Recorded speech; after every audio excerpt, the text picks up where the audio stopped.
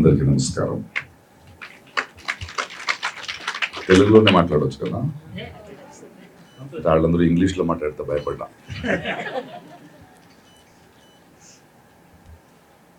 శ్రీనివాస్ గారు ఉన్నారు, డాక్టర్ మీనా కందుస్వామి గారు ఉన్నారు, బాగా రాసుకుని వచ్చారు. సో డీటెయిల్గా వాళ్ళు మాట్లాడతారు.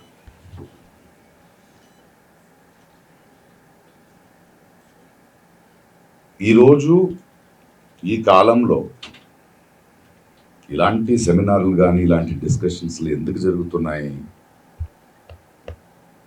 భాష మీద దాడి జరుగుతుంది కాబట్టి. బాగుండేవాళ్ళం లేకపోతే. భాష బాగా, నేను ఒక 7 భాషలు మాట్లాడతాను, 7 భాషల సినిమాలు యాక్ట్ చేశాను. చాలా అద్భుతమైన జీవితం నాది. అంటే ఎన్నో నదుల నీళ్లు, ఎన్నో భోజనాలు, ఎన్నో కల్చర్స్, ఎన్నో స్టోరీస్, ఎన్నో క్యారెక్టర్స్. ప్రాబ్లీ అందువల్లే నన్ను పిలుస్తారు కాబట్టి. నేను కర్ణాటక, నా మాతృభాష కన్నడ. కానీ ఎందుకు తెలుగు ఇంత స్వచ్ఛంగా మాట్లాడగలుగుతున్నాను అంటే, నా మాతృభాష నాకు నేర్పింది ఏంటంటే, ఇంకొకళ్ళ భాష మాట్లాడడం అనేది వాడిని గౌరవించడం. వీలైనంత స్పష్టంగా మాట్లాడాలి. ఎందుకంటే నా అనుభవంలో, ఇన్ని సంవత్సరాల అనుభవంలో, భాష అనేది ఒక సౌండ్ మాత్రమే. It is just a documentation of the sound.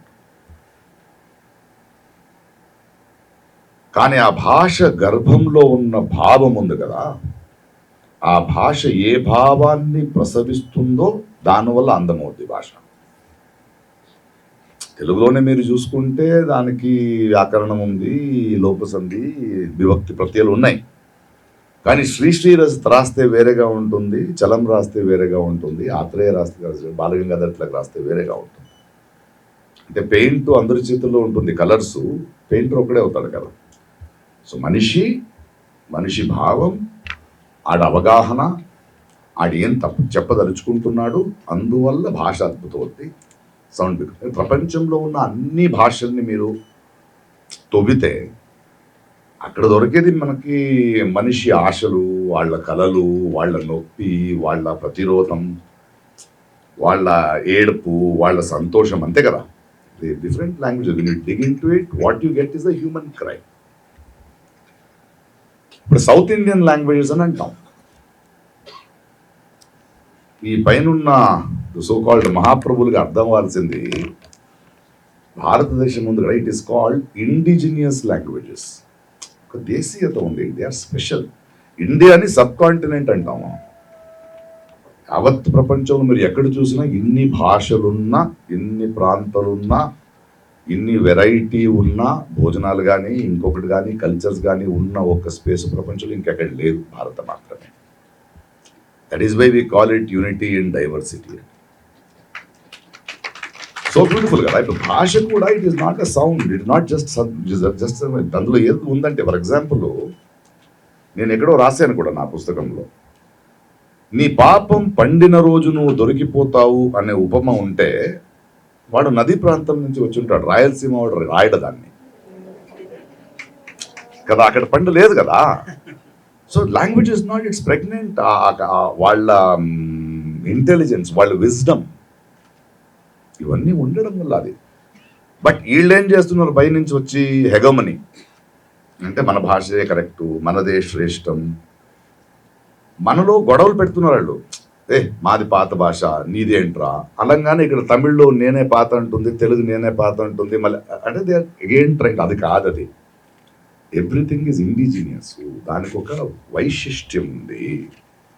ఆ వైశిష్ట్యాన్ని గుర్తించాలి. Whether it is tribal language ఉండొచ్చు, తెలుగు ఉండొచ్చు, తమిళ్ ఉండొచ్చు, మలయాళం ఉండొచ్చు. వాళ్ళకి ఎప్పుడు చెప్తాను, రీసెంట్గా వాళ్ళు హిందీ మనల్ని హిందీ నేర్చుకోమంటారు కదా, వాళ్ళకి చెప్పాను నేను, రే నువ్వు హిందీ మాట్లాడతావు ఎందుకంటే నీకు హిందీ మాత్రమే తెలుసు, నీకు హిందీ తెలుసు, అందువల్ల హిందీ మాట్లాడమంటాం. నన్ను హిందీ మాట్లాడమంటున్నావు ఎందుకంటే నీకు హిందీ మాత్రమే తెలుసు. తేడా ఉంది కదా. You want. కర్ణాటకలో మన పెరుగు ప్యాకెట్ ఉంది కదా, వాళ్ళు ఇంట్రడ్యూస్ చేశారు అమూల్ వాళ్ళు. అందులో కరడు, దహి. నేను కన్నడంలో మొసరు అంటాం, తెలుగులో వస్తే పెరుగు ఎందుకు లేదన్నా, లేదు దహి. అంటే నీ ఐడియా ఏంటి, నీ పాలిటిక్స్ ఏంటి, లాంగ్వేజ్ పాలిటిక్స్. మన పల్లెటూరులో పక్కింటి వాళ్ళకి ఏమండి మీ ఇంట్లో కొంచెం దహి ఉందా అని అడగాలి, అంతే కదా నీ politics. So you should be very very clear of this hegemony. North south ఇందువల్లే స్టార్ట్ అయ్యింది. వాళ్ళకి చెప్పాను, మీరు నన్ను ఎందుకు హిందీ నేర్చుకోమంటారో, నా కష్టాలని మీ భాషలో నేను చెప్తాను, మీరు వింటారా, లేదా మీ సోది నేను వినాలా మీ భాషలో. Don't try to push up all this. ఇది అన్నిటికన్నా ఒక చిన్న ఎగ్జాంపుల్ ఇచ్చి నేను నా భాష మాత్రం నేను ఫినిష్ చేస్తాను. నేను ఒక నిర్దిగా అంతా ఒక థియేటర్ ఇన్క్యుబేటర్ చేశాను. అందులో ఒక 2 సంవత్సరాల నుంచి చిల్డ్రన్స్ థియేటర్ చేస్తున్నాం. మొన్న ఒక అద్భుతమైన నాటకం చేశారు పిల్లలు, చిల్డ్రన్. కరెక్ట్ అయిన ఆన్సర్ ఈ నార్త్ ఇండియన్స్ కది. ఆ కథ ఏంటంటే, ఈ చెదలు ఉంటాయి కదా యాంట్ హిల్స్లో, వైట్ యాంట్స్. అవి ఏదో ఈ పుట్టకి పూజ జరుగుతుంటే మిల్క్ రెయిన్ వస్తుంది, మనం తప్పించుకోవాలని అక్కడి నుంచి బయలుదేరుతాయి. బయలుదేరి ప్రపంచంలో తిరుగుతుంటే భూమి మీద ఎక్కడ కూడా వాళ్ళకి భోజనం లేదు. ఎందుకంటే మనిషి అన్నిట్లో విషం కలిపేసాడు. Yes poison everything, land, earth, plastic. మళ్ళీ ఆకలితో చచ్చిపోతాం కదా అంటే ఒక్క సీనియర్ చెడు దట్ యాంట్ వచ్చి చెప్తుంది, లేదు లేదు ఒక్క ప్లేస్కి మాత్రం విషయం కలపలేకపోయాడు, అది బుక్స్. సో మీరు వెళ్ళి ఆ బుక్స్ని తినండి అని. అందరూ గ్రంథాలయానికి వెళ్తారు. ఆ గ్రంథాలయానికి వెళ్తే ఒక చిన్న ఐ to be or not to be అని వస్తుంది. అంటే షేక్స్పియర్ని తిన్నాడు అది. సో ఆ బుక్స్ ఉండి అక్కడ రామాయణం ఉంది, భగవద్గీత ఉంది, విక్రమోర్వేతాలు ఉన్నాయి. తినే దానికి ముందు చెప్తుంది, చూడు తిను, బట్ ఈ ఆహారంలో వైశిష్ట్యం ఏంటంటే నువ్వు ఎంత జీర్ణించుకుంటావో అది నీది. ఒకటి, ఎక్కువ తింటే పాత్రమైపోతావు. సరే ఈ కొందు వెళ్ళిపోయి రామాయణం తినేస్తాయి. ఆ తర్వాత ఒక బ్యూటిఫుల్గా స్టోరీ రాశారు. రామ, లక్ష్మణ, సీత 3 క్యారెక్టర్స్ సౌత్ ఇండియా వస్తాయి. వాళ్ళు వనవాసం కదా, వస్తూ వాడు గూగుల్ మ్యాప్లో వస్తూ సీత తిడుతూ, ఇదేంటిది హ్యాపీగా మేము ప్యాలెస్లో ఉన్న ఇక్కడ తీసుకొచ్చారు, లేదు వెళ్దాం. అరే ఇక్కడ ఒక అరణ్యం కనిపిస్తుంది అంటాడు. లక్ష్మణుడు అరణ్యం కాదు, అది తోటం, రావణుడిది అది. అక్కడ ఒక గేట్ ఉంది, అందులో బ్రాకెట్లో శూర్పణఖ చెల్లి పేరు కూడా రాసి ఉంటాడు. లోపల వెళ్ళి పండు తినాలి.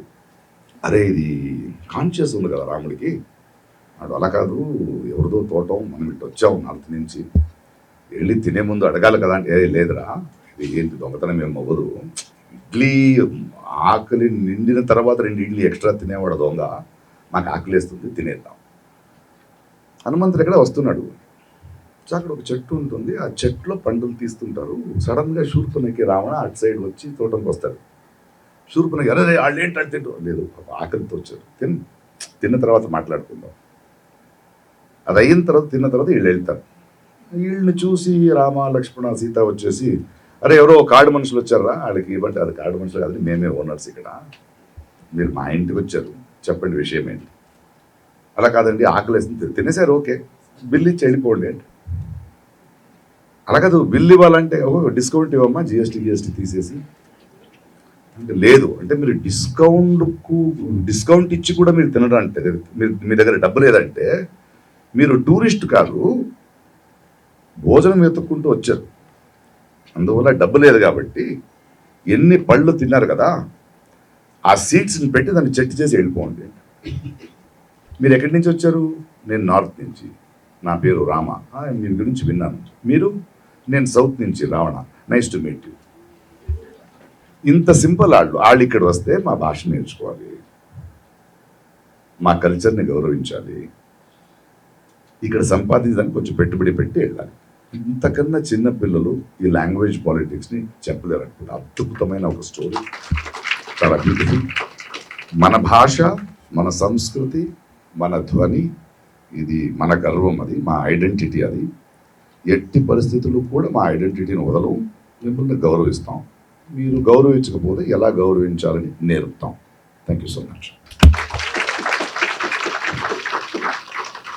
Thank you sir.